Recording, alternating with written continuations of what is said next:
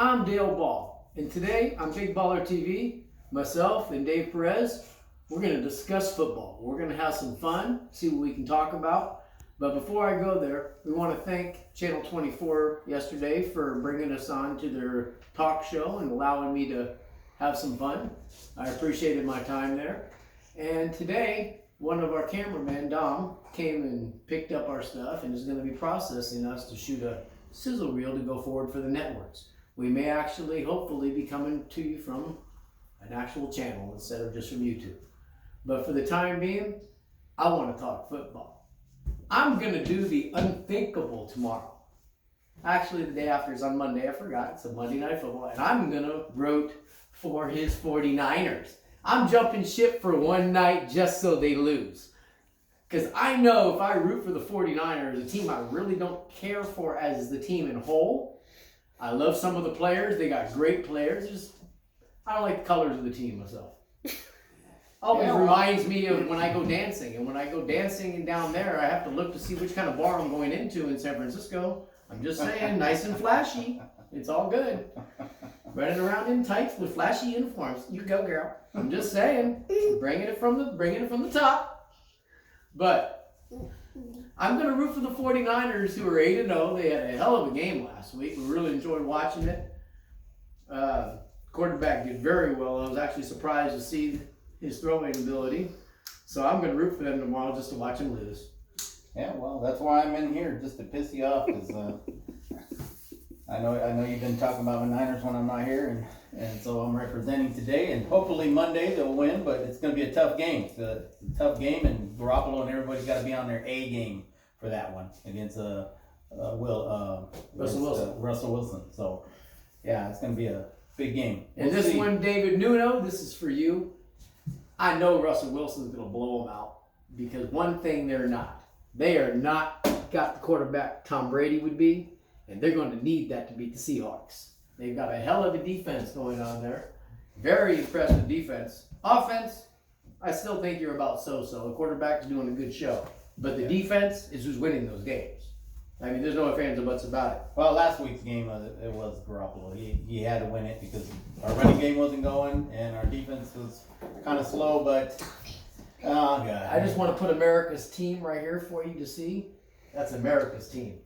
We may be disrespecting Tom Brady right You now. know I'm dyslexic, right? Tom, if you're seeing this is all him right here. No. That's Marino's helmet. I'm putting it with Tom. No, Tom may be the greatest ever, but I'm telling you what, Marino doesn't mind taking a third or fourth in there. Well, then we'll just do Montana.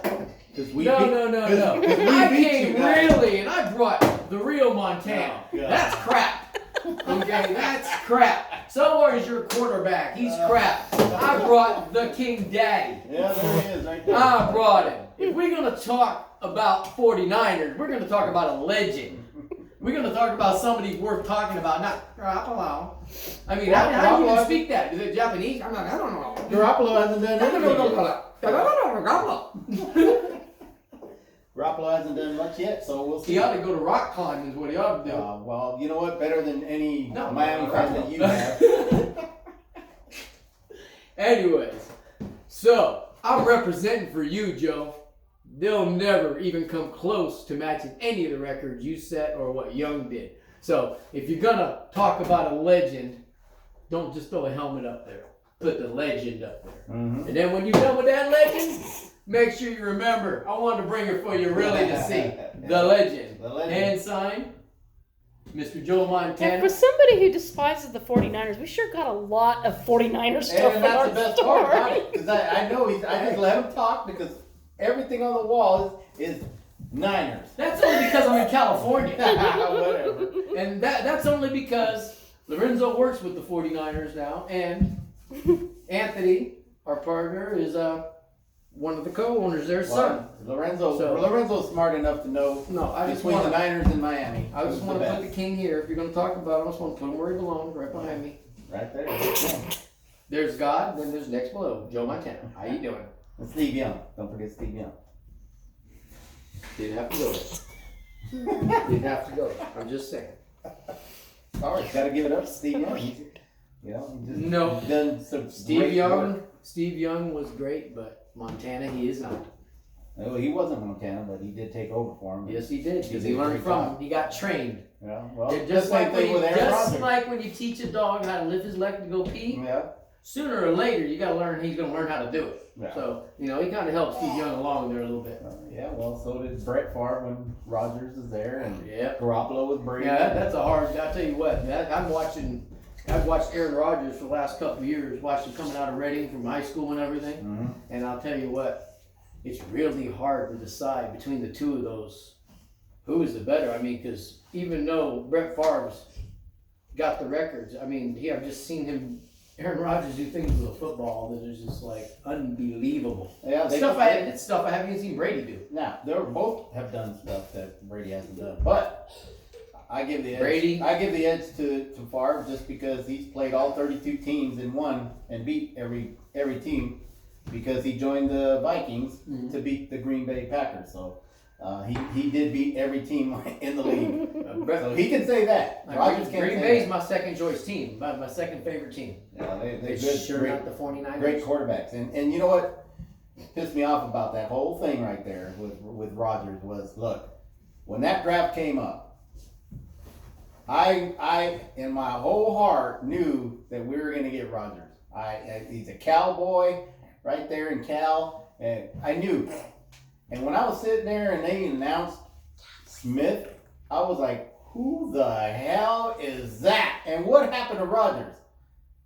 I just could never. After that, I was like, man, these guys that make decisions for the Niners are horrible. Like we need to go back to the Eddie DeBartolo days and let him come back and take over because these guys have just ruined all the picks. But at the same token, Rodgers may not have been as great with us as he was sitting 3 years behind Nah. Favre. It was all about the contract, the cheese in the contract. Mm-hmm.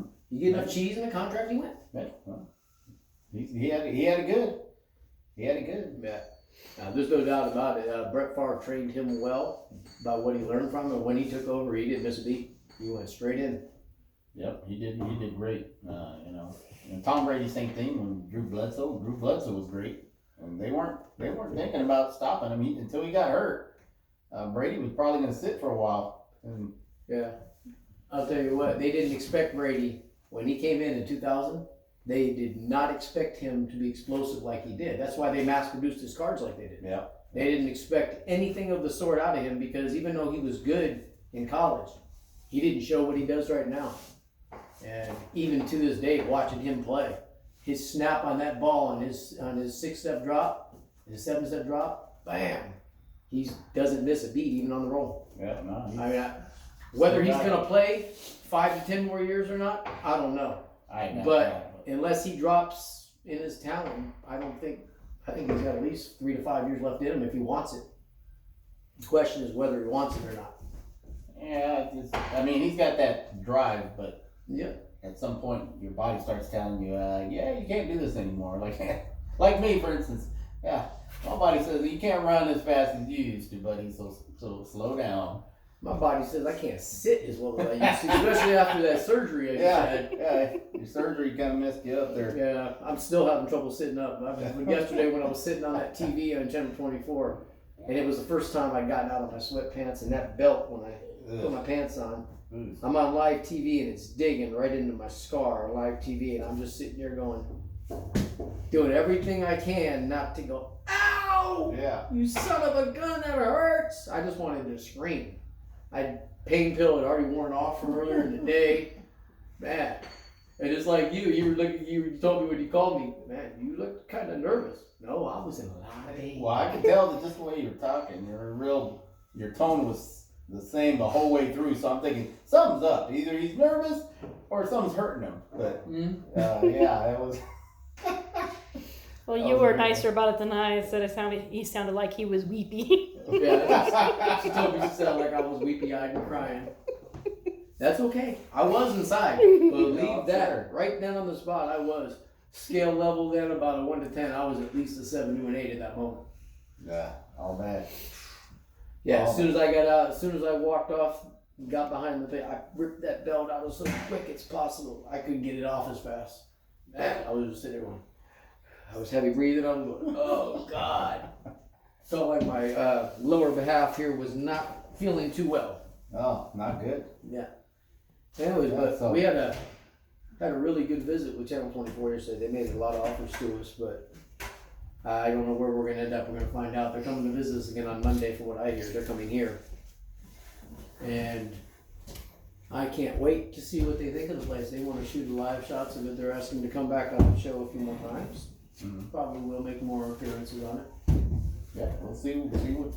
See We had what somebody, happens. well, I don't know if you know yet, we had somebody walking yesterday, you know about the 52 picture here. Yeah, I heard about that. Somebody walking yesterday who wants the On 51 the 51, but downstairs. they don't want the one with Mano on it. I don't get that. No, they both got man on. Oh, they both do. Oh, they're both so he signed wants that. the 51 because He of wants the that's his original rookie. original rookie. Yes. Right. That even though they didn't make a rookie card for him, they said the 52 is the rookie, but 51 is actually his Yep. year. So yeah, They're- that makes sense. Okay, I Well, wasn't thinking about that. The thing is with that card, the 52 Tops card, the reason why that's considered his rookie card is because that's the first Tops rookie that was made for him. Mhm. Tops started producing midway, about the last quarter of the year on 51. Right.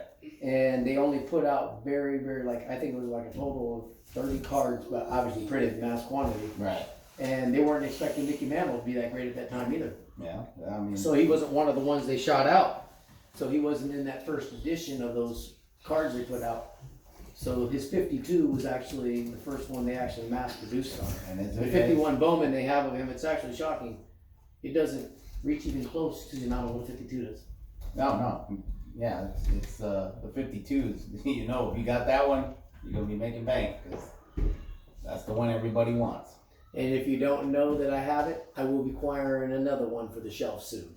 Yeah, Because it's I'm- coming. I'm interested, got an interest on one I'm supposed to look at next week, as a matter of fact. Well, that's good. What day was that guy Bring 'em supposed to come in with the pack of cards? The box. Sometime next week. Yeah, the guy came in, he showed us some pictures of it. That's I want to see it face to face. The good thing was that Jeff, our bicycle guy, Yeah. that dude's actually pretty funny. Yeah, I'm he's gonna crazy. get him on camera. I was gonna put him on the other day. He's crazy. The guy, I was just messing with him. We were standing right there. I don't know. Were you here when I sent him after to go? No, I was here, No. so was Dom. I'm standing here. We're doing my commercial, and I was only joking with him. You know, there was this nice-looking young lady running across the street. I told him, Jeff, go get her. Before I could tell him I was joking, like a bulldog, he's gone. Brings her back. I'm like, no, Jeff, I was only kidding with you, dude. But yeah, he's funny as could be. But anyways, it turns out he's really good friends with Will, Mhm. the guy that was Reagan's bodyguard, Right, that also was Charlie Sheen's bodyguard. And it turns out that they're going to be bringing the half of the Honus Wagner here, the T206, along with the full one that's supposed to be graded already a 9 or a 10. So I'm interested to see that because it's either been graded a 9 or 10 and I misunderstood him, Mhm. or he believes it's going to hit the 9 or 10 and has to be graded. My thing is that there's never been a 9 or a 10 of that card. No. It's No. never been graded. But you know, And doesn't mean that there's not. But that's why I'm saying if I misheard him, cool. But if I didn't, then I did some checking. There's never been a 9 or a 10 graded in that card. right? So I can't wait to get it in here. Well, you know, it Get it was, under it the was snow owned by check. Charlie Sheen, so you know he Yeah. can afford that kind of card. So and Yeah. he does a collection. So we'll see. I can't believe some That'll of the be bats cool. that he put up for auction. I can't believe he got rid of them. Yeah, I was that's- in complete stun. I don't know if you know, he had Pete Rose's rookie 63 bat. Oh wow. And it just got sold. It was I think it was Heritage that sold it. I'm not sure on that one. It was one of the high ones. I would have liked to have had that bat in my hand for 20 minutes. Yeah, that would be cool. I'd have got it. Not 20 minutes. I'd probably need it for 24 hours. I'd have got it to Pete and had to stroke his name on that thing. It went from a $100,000 bat to $1 million bat that quick. Boom. I'd have had it. Well, Pete, you know, but would you stroke this real quick for me? but you know, Pete's probably got like 100 bats up there No, I- from his rookie year, and you better just get his uniform. Pete, if you're watching this, or Ryan, his agent, you're watching this, we haven't had this discussion yet, Pete. I want to see the ring. And if you don't know what ring I'm talking about, do you know? Don't know which one you're talking about. The ring they gave him when he won the hit title. Oh yeah. Not many people know that they gave him a very, very, very special elite ring. and I've heard some Sue out at the Hall of Fame. Mhm. Okay, she told me about it. She was telling me when you go see him, she told me ask him to see the ring. I want to see if he still has it. That's what she said. And I said, what ring? And she was the one that told me. She said, his hits ring.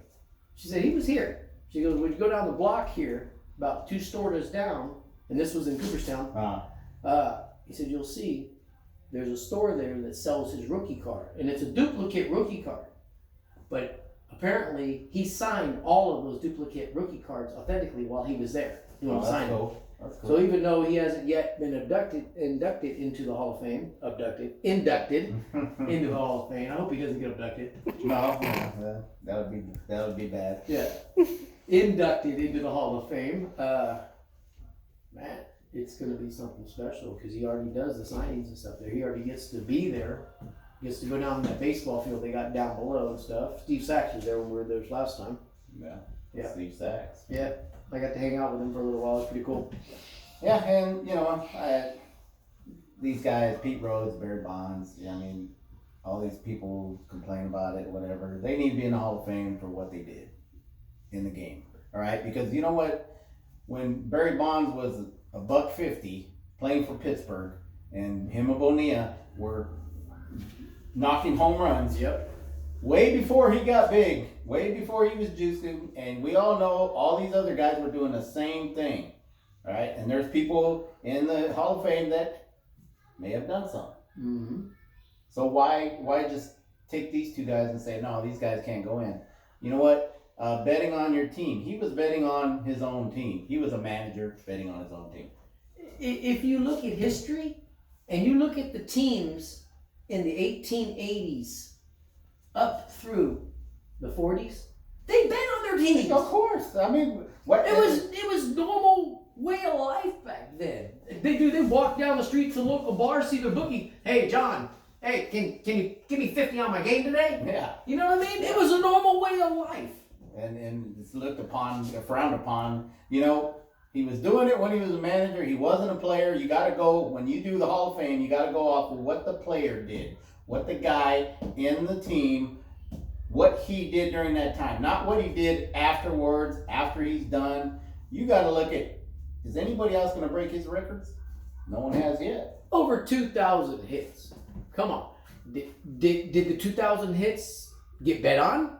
Did he bet he was going to hit 2,000 hits or something? I mean, you know what I mean? I don't know. I mean, he bet on his team. Okay. Yeah. Okay. So what? You know, it's just crazy. That, If I was a manager for a team, I would always place bets on my own team well, I to would win. too. If I had that confidence, in my Especially for team, Pete Rose. You know, That man's got such knowledge of the sport of baseball beyond 99.9% of the managers these days that know baseball. This man is like 20 steps ahead of them.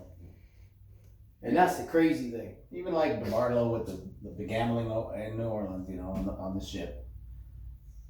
Let me ask this one. Ready? Is Ty Cobb in the Hall of Fame?